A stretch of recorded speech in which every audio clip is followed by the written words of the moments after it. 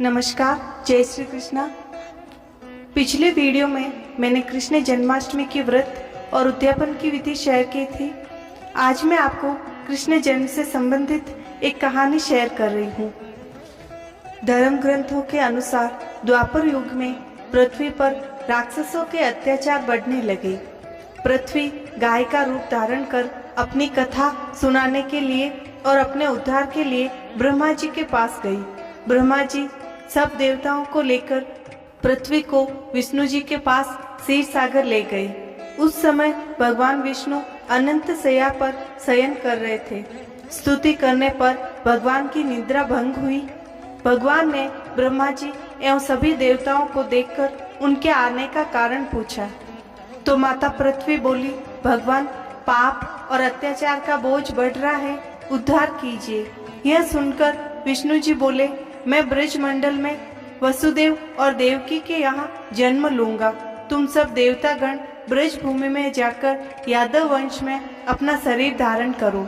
इतना कहकर भगवान अंतर्ध्यान हो गए।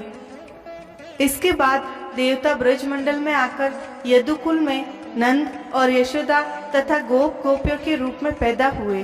द्वापर युग के अंत में मथुरा में उग्रसेन राजा राज्य करते थे।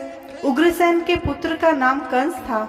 कंस ने उग्रसेन को बलपूर्वक सिंहासन से उतारकर जेल में डाल दिया था और स्वयं राजा बन गया।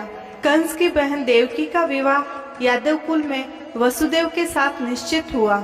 जब कंस देवकी को विदा करने के लिए रथ के साथ जा रहे थे तो आकाशवाणी हुई कि हे कंस, जिस देवकी को तू बड़े प्रेम से विदा कर रहा है उसका 8वां पुत्र तेरा संहार करेगा।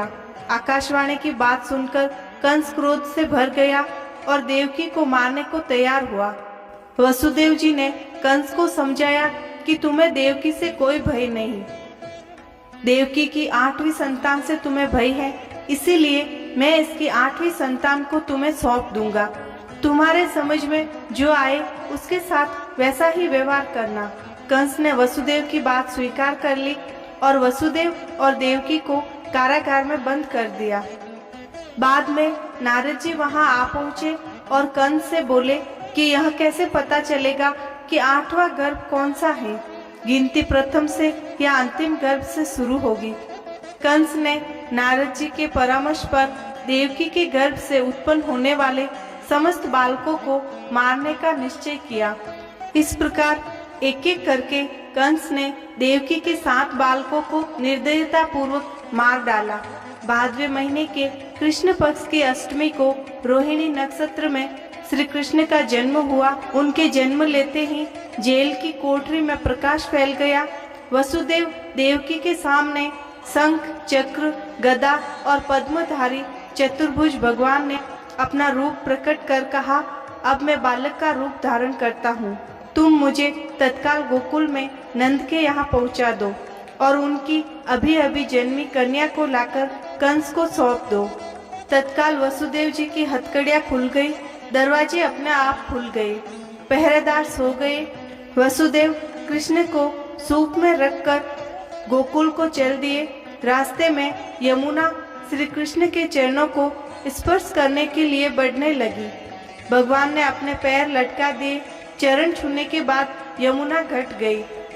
वसुदेव यमुना पार कर गोकुल में नंद के यहाँ पहुँचे। बालक कृष्ण को यशोदा जी की बगल में सुलाकर कन्या को लेकर वापस कंस के कारागार में आ गए। जेल के दरवाजे पूर्ववत बंद हो गए। वसुदेव जी के हाथों में हथकड़ियाँ पड़ गई। पहरेदार जाग गए। कन्या के रोने पर कंस को खबर दी गई।